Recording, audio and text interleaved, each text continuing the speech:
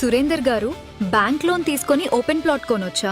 Smart investment అంటే ఏమిటి? మీ దగ్గర ఐఫోన్ ఉంది కదా, ఈఎంఐ పెట్టి తీసుకున్నా, లోన్ పెట్టి తీసుకున్నా, కార్ ఉంది లోన్ పెట్టి తీసుకున్నా, ఇల్లు ఉంది లోన్ పెట్టి తీసుకున్నా, మరి ఓపెన్ ప్లాట్ లోన్ పెట్టి తీసుకుంటే తప్పే? ఇవన్నీ కారు, ఇల్లు, ఐఫోన్ మీకు ఇష్టమని లోన్ పెట్టి తీసుకున్నా, కానీ ఓపెన్ ప్లాట్ మీ భవిష్యత్తుకు అవసరం. ఎందుకంటే 10-15 ఇయర్స్ ఈఎంఐ అయిపోయేసరికి 15 ఇయర్స్ లో మినిమం 4 to 5 times అప్రిషియేషన్ వస్తుంది మనకు ఓపెన్ ప్లాట్. మీరు కడితే మహా అయితే డబుల్ కడతాం. మీరు దగ్గర లేని రూపాయకు మీరు 2 కోట్లు సంపాదించిన వాళ్ళు అవుతారు కదా. 20 years బ్యాక్ నిజంగా కొని ఉంటే ₹1 బెనిఫిట్ లో ఉంది, ఈ పాటికి ఆల్రెడీ లాస్ అయిపోయి. మనం అన్ని అవసరం వచ్చేటి లోన్ పెట్టి కొంటాము. ఓపెన్ ప్లాట్ ఒకటి కొనొద్దు అంటే మనం చేసే బ్లెండర్ మిస్టేక్ అది ఒకటి.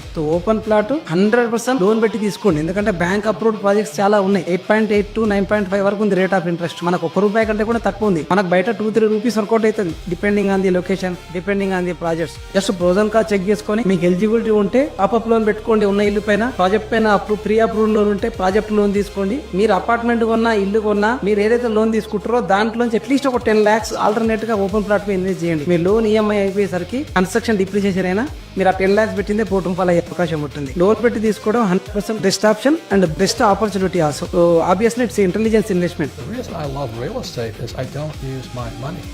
I use my bank's money.